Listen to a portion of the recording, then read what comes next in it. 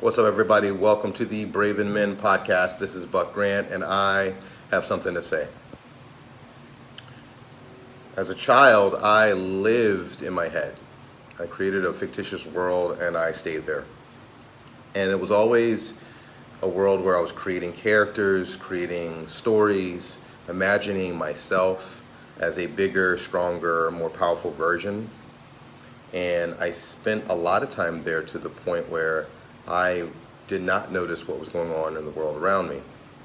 I found the world around me very disinteresting.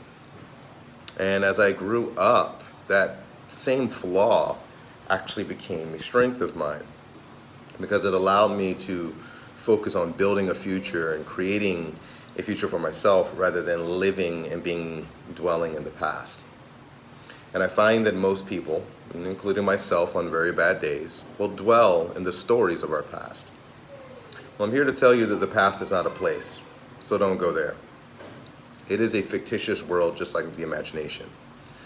Fictitious in the sense that whatever happened to us is gone.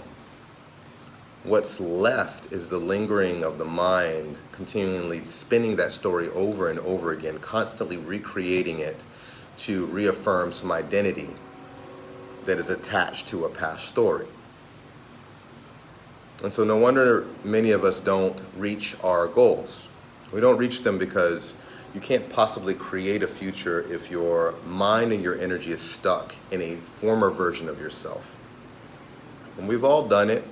We wake up in the morning on the wrong side of the bed, and life just isn't fair. And what do we generally do is we go into the past and we start to reaffirm why it's not fair. I had bad circumstances. My wife did this, my kids did that, my job did this, I was born in this socioeconomic status, so forth and so on. And I remember Will Smith saying this, and it really stuck in my head. Whatever has happened to you is not your fault, but it is damn sure your responsibility to do something with it. Meaning, if the past is not a place, it is a tool. I can go into my stories and bring information from whatever has happened to me, and I can use that to create a new story for myself moving forward. If I'm grappling and I get caught in an armbar, I can do one of two things. I can linger in the fact that in my mind, maybe I think that I suck at jujitsu because I got caught by that purple belt, or I got caught by that athlete, or got caught by whoever that was. I can spin a whole story on why I suck at jujitsu, or I can take that information, I can find out what I did wrong, and then I can build a new story based on that information from the past. That is what the past is for. It's a tool to help you propel forward.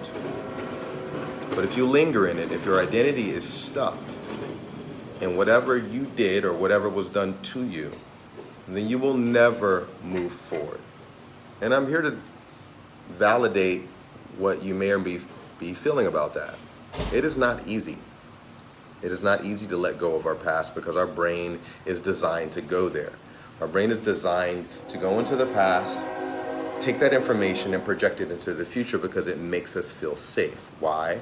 Because the job of the brain is not, I repeat, is not to make you happy. The job of the brain is to keep you safe. And safety is uncertainty. Uncertainty becomes from taking whatever you did and making it true now and making it true in the future, whether it's good for you or not. Your future comes from creation, from building something, and you cannot build something if all of your energy, all of your resources is stuck in a former version of yourself. You have to literally create a new version of yourself in order to move forward. That is the responsibility of every human being on this planet that wants to evolve. And I assume if you're listening to this, then you are one of those human beings you want to evolve to. Remember that the past is not a place, so do not go there. It is a tool.